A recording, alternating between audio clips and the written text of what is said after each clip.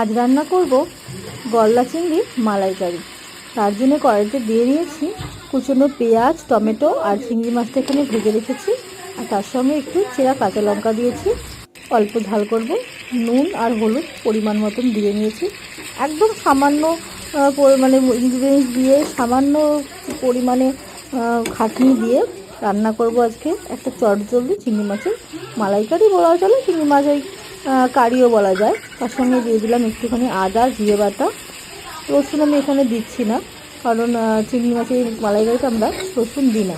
আর মালাইকারি বলে যে দুধ দেবো সেটাও কিন্তু আমরা দিচ্ছি না। এখানে আমি দিয়ে দেবো একটুখানি টক দই। টক দই দিলে গ্রেভিটাও সুন্দর হয় আর কালারটাও খুব ভালো আসে। নারকেলের দুধ সবসময় ইউজ করি না, কারণ এখন তো গ্যাসের এত প্রবলেম হয়ে যায় নারকেল খেলে, তাই নারকেলের দুধটা না ইউজ করারই চেষ্টা করি। আর গরমেতে বিশেষ করে মাঝে মাঝে নারকেলের দুধ দিয়েও করা হয়। এরপরে আমি ভেজে রাখা চিংড়ি মাছগুলো দিয়ে দিলাম, দিয়ে এটাকে ভালো করে একটু কষিয়ে নেব।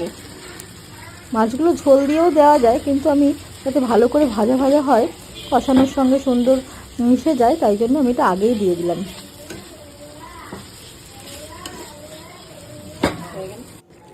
খুব একটা ঝোল ঝোল করবো না, অল্প একটু সামান্য ঝোল দিয়ে ফুটিয়ে নিয়ে নামিয়ে নিয়েছি চিংড়ি মাছের মালাইকারি।